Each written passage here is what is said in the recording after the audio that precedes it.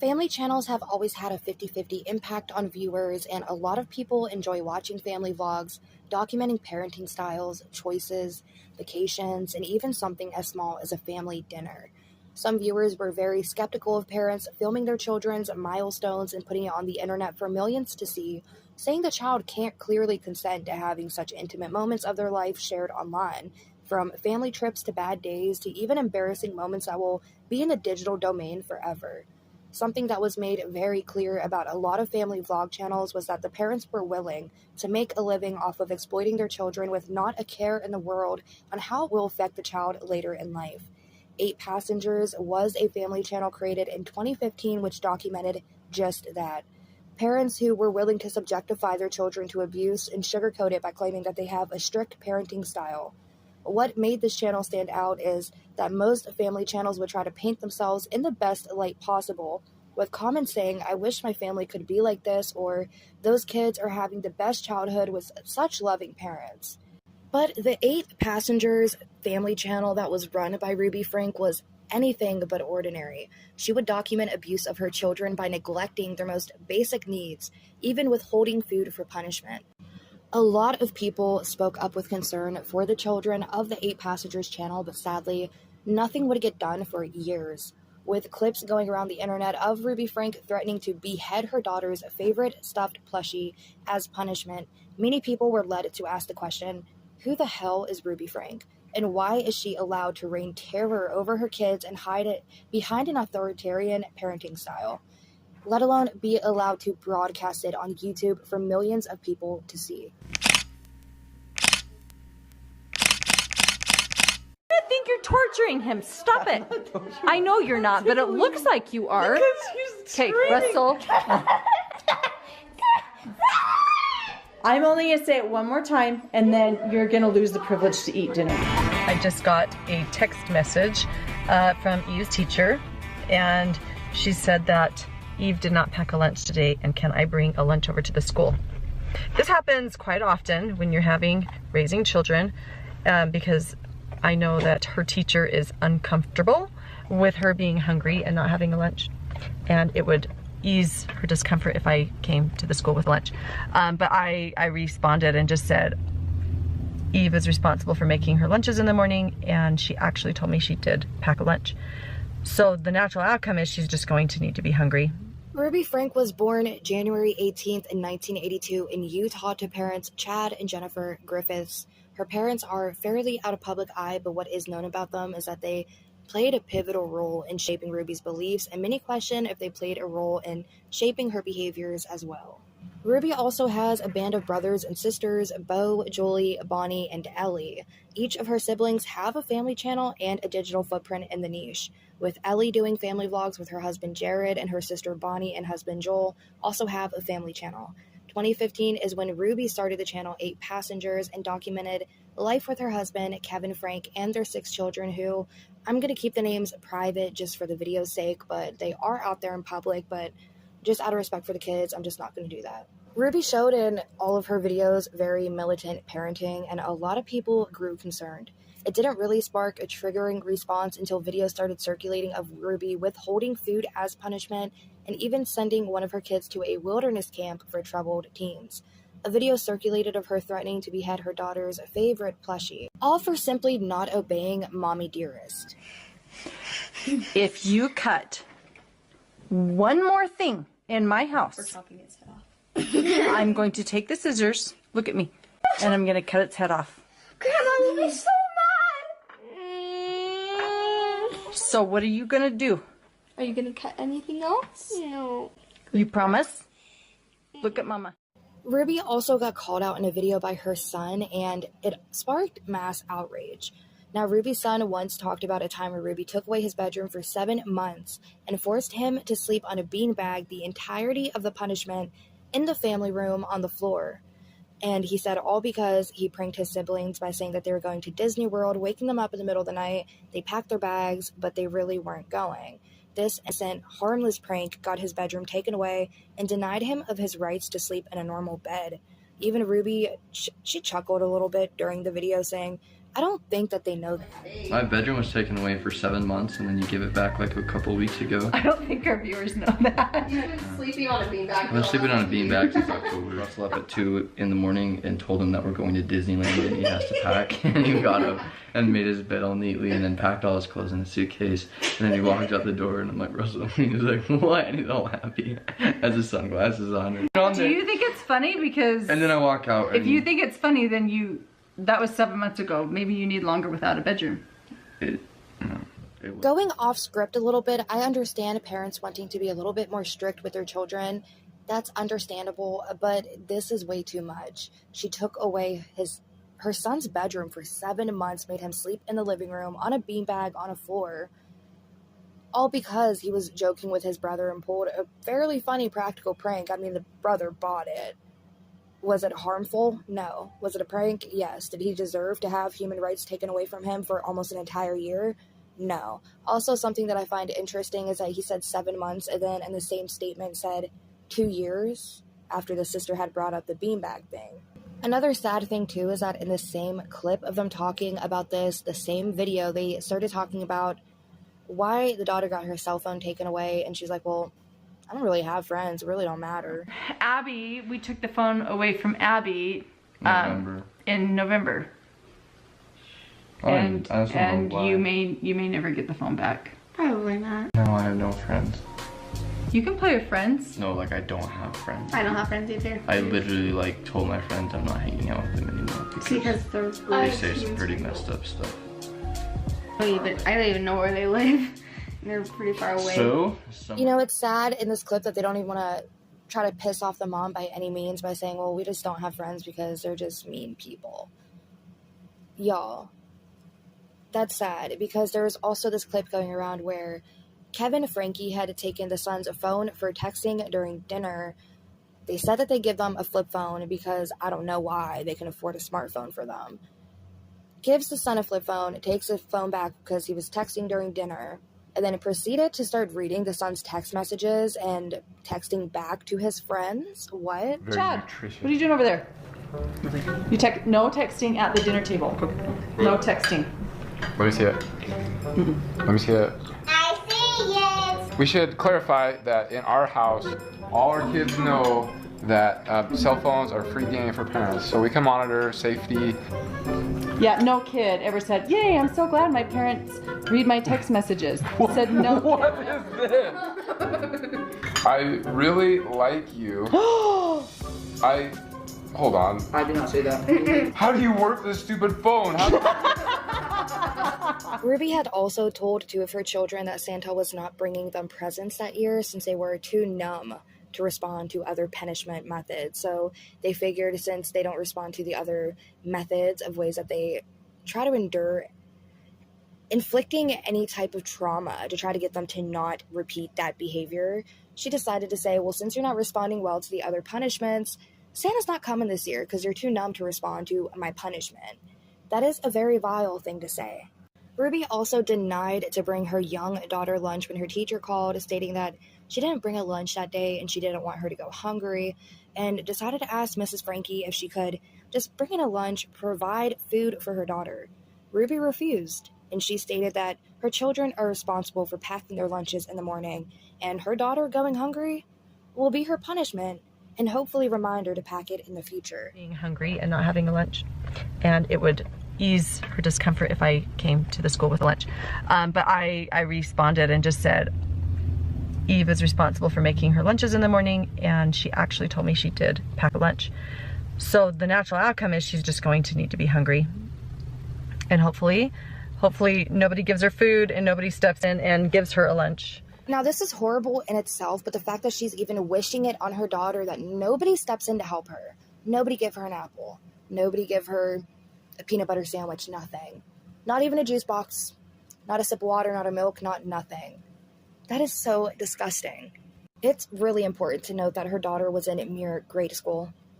At the time of this incident, a petition was started on change.org wanting her held accountable for the abuse and neglect, but Ruby swore these incidents were just taken out of context and she was not this monster everybody played her out to be, but a mother who wanted well for her children.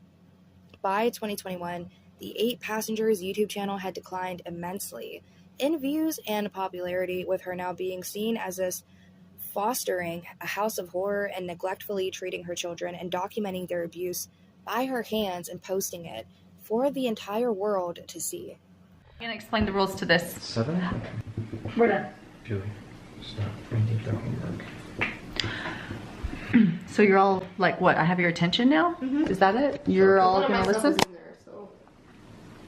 If you have something in the bag that you would like out, you can pay cash for it. So you learn the value of your items. Or you can give conversation from here. You can do an equivalent value chore to get it back. What's it? And whatever isn't claimed by the end of the day goes in the garbage.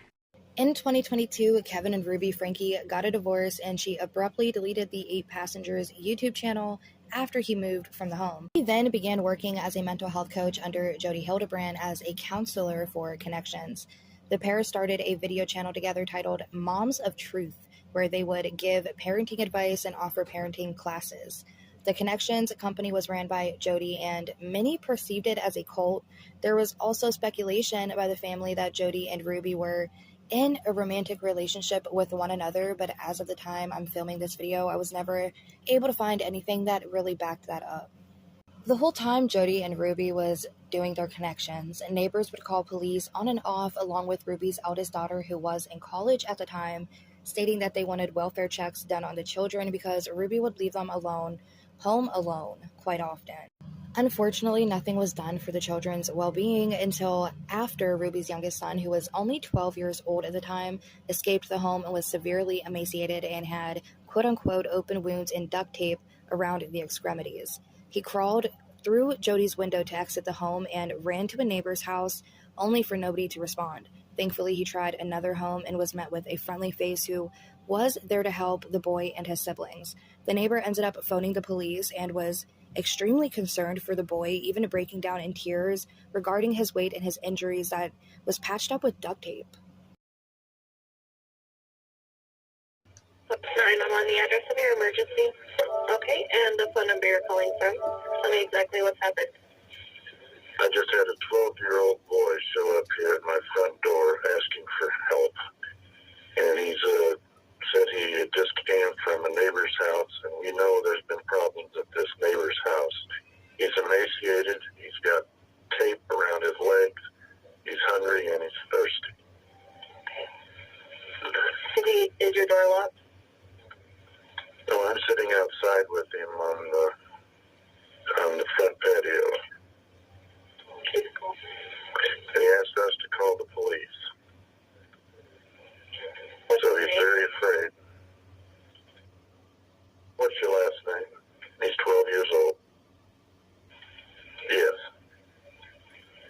Okay, and can you ask him his date of birth? Can you tell me your birthday? Okay, and are the neighbors out of their home, or is anybody looking for them that you can see? No. Our homes are far enough away. I'm not sure. How did you get out of the house? Porch? Give it out. He says you just left through the porch at the neighbor's house. Her name is Jody Brand, and she lives 2 doors up the street. Yeah, her and Cayenne and the houses are far apart, so he walked just under a block to get to our house. He rang my doorbell and asked me to call the police. Does he seem to be under the influence of drugs or alcohol? I don't think so, but he's very thirsty, and Need an ambulance? I don't think he needs an ambulance. I'll let the cops decide that, but his ankles are taped up, and he won't tell us why. Okay. But he has duct taped around each ankle. Yeah, there's sores around them. I think there's a good chance he's been, and he has them around his ankles. I mean, his wrists as well. Okay, this boy has been,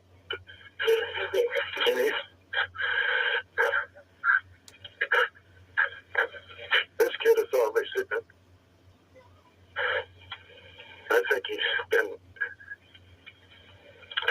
been detained. He's obviously covered in wounds. Okay. Let's get the paramedics headed over that way, okay? No, that's a good idea, too. Let's see. Has he told you where his mom or dad are? I haven't asked him that. Yeah. You know where your mom is? Yeah, I'm sure that doesn't matter, son. Do you know where your mom and dad are? Well, actually, I don't know where my mom is, but I do know where my dad is. He's not anywhere here. No worries. Okay. Yeah, he doesn't seem to. He says he knows where his mom is, but He doesn't know. that's correct. Is his mom home? He just says he doesn't live around here.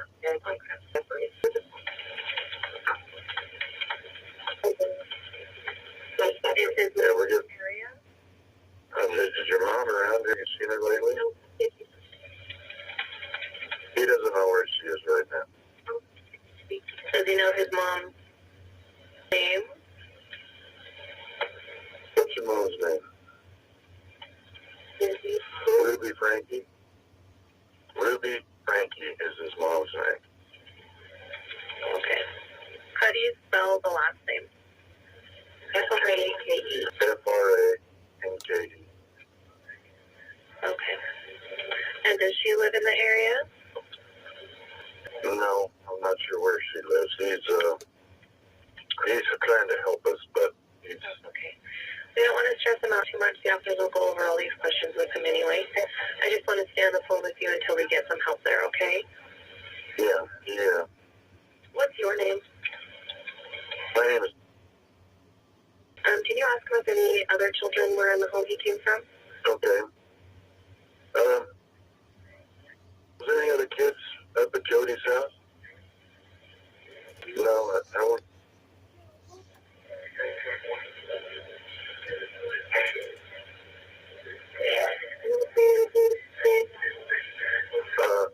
Yeah, this is the 30th of, or excuse me, the 29th of August. It'll be the 30th of August. 10 and 14, and they're still at this house. Are they tied up as well? What's the deal with? Are they being held? Do they have wounds on them as well? Nothing bad going on with us. Okay. So they're able to walk around the house and everything. No. Okay. He says everything's fine with them. Grain of salt. Okay. He says what's happened to him is his fault. That's sad to hear. They're coming to you as quick as they can, okay? Okay, yeah. Really want to make sure. He's fine. I've got him sitting here. My wife, he got him water and something to give him something to eat because he's hungry and just a young man. He's here in his stocking feet. So he escaped. Well, I'm glad that he would make it to you. No way. He could be safe. They should just be pulling up now. Let me know when they're with you, okay? Will do.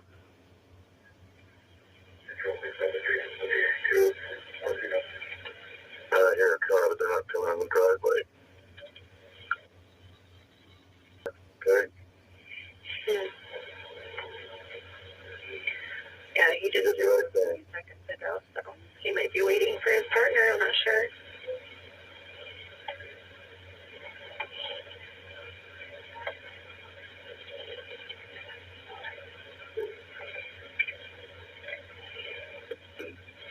Is Jody up there right now?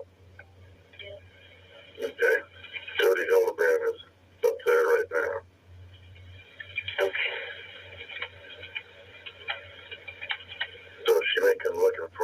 soon, but he's not gonna, obviously. We need the cops here as soon as possible. I'm just asking where he is now. Yeah, she's a bad lady.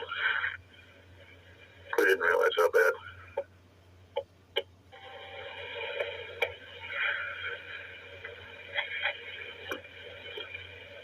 Okay, let's see. I'm just asking where he is. Well, sounds like he's making a phone call real quick to a sergeant. He is going to head up. Okay, all right, well, if we have to take him inside the house, we will. We're just sitting outside right now because we have chairs out here and it was convenient. That's okay. If anything, he's sitting out down your driveway and keeping an eye on the house. So if that's where the child feels safe, so let's just stay where you're at. Yeah, we're doing this. Yes. Does he have anything with him? No, he's wearing a long sleeve shirt and shorts, and they're big for him. Can you tell me what color that shirt and shirt? Okay, the ambulance is here. Okay. So. Are they with you? No, they're just not getting out of the truck. Okay. I'll go ahead and I'll let you go then. You did a great job. Okay. Thank you. Thanks, bye. Bye.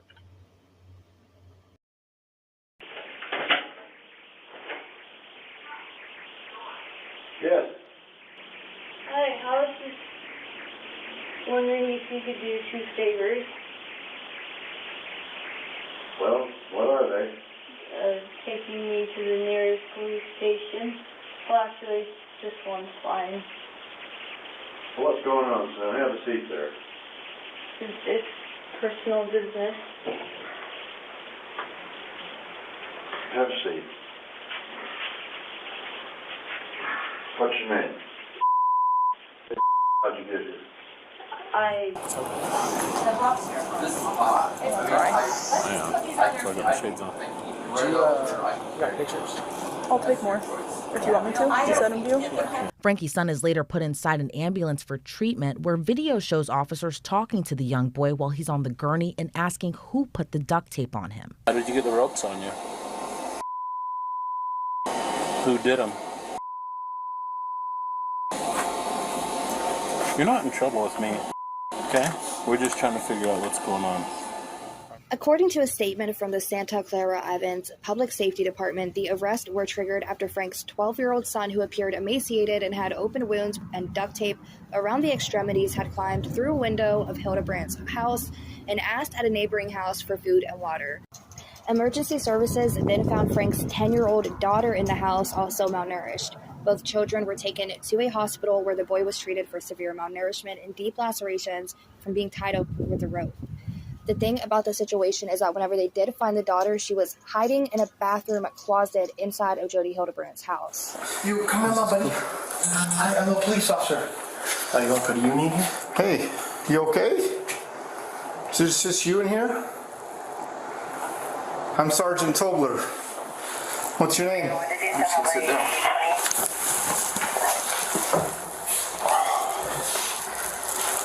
It's okay if I just sit here with you. We don't have to say anything if you don't want to.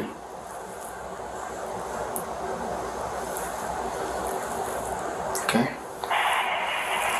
I can't remember if I had mentioned this or not, but I do just want to bring up the fact that police did release later on in the report that they found that the boy's wounds were being treated at home with cayenne pepper and honey, and that is just so disturbing that they did that to the boy, put cayenne pepper and honey on it, and then covered it with duct tape and restrained him with rope.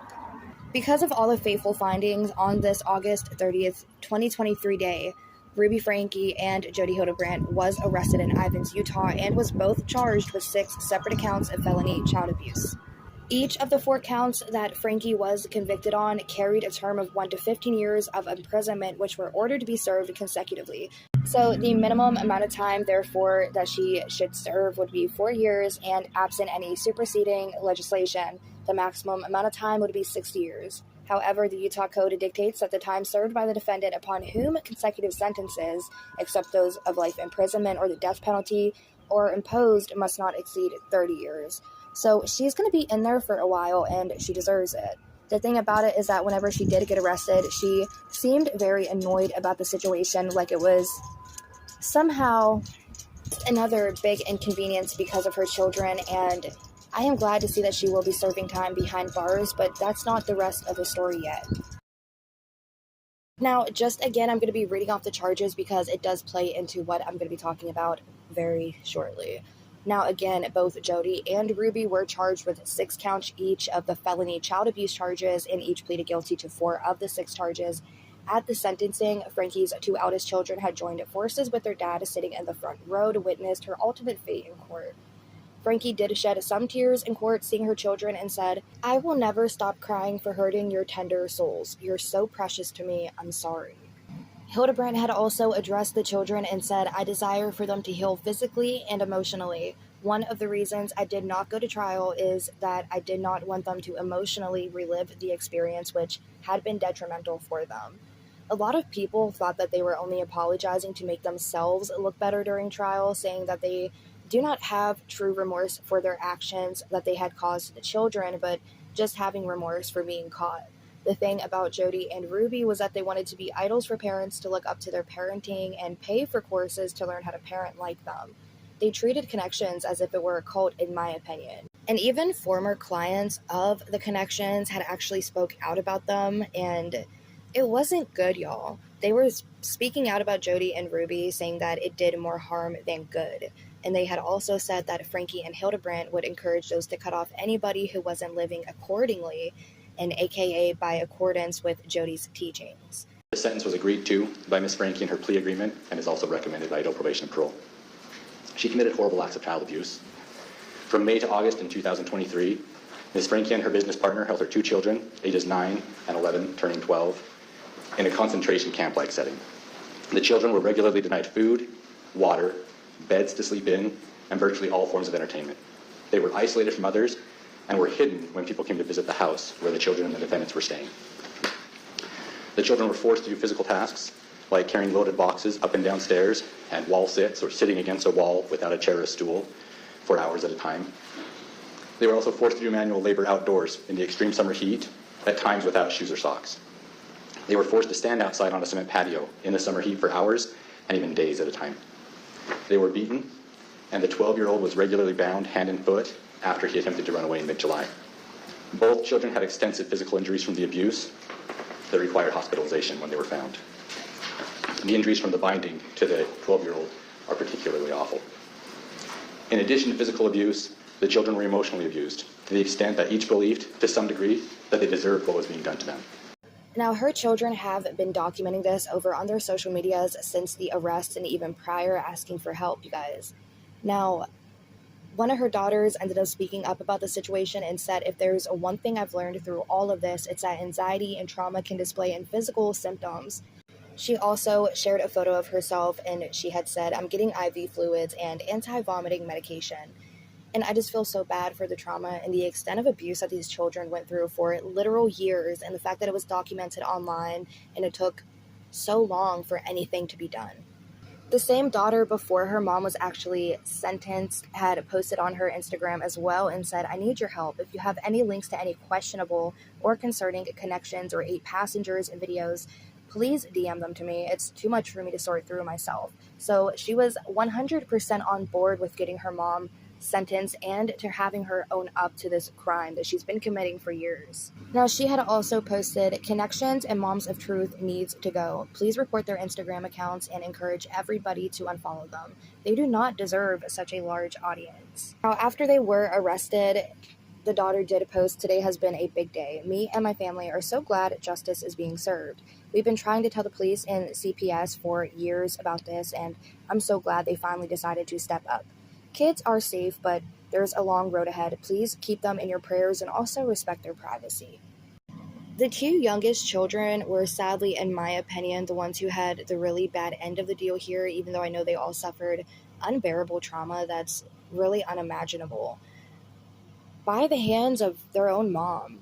Now, the two youngest children would be tied and restrained, and Ruby would tell them that they were possessed. Imagine that. Two very young children shackled and restrained at the hands of their own mother, starving and parched and being told that they were possessed. Now, also, though, imagine being the daughter in college who had to worry just constantly, consistently for the safety of her siblings under the same roof as the Connections cult monsters who were capable of inflicting such bodily harm on them.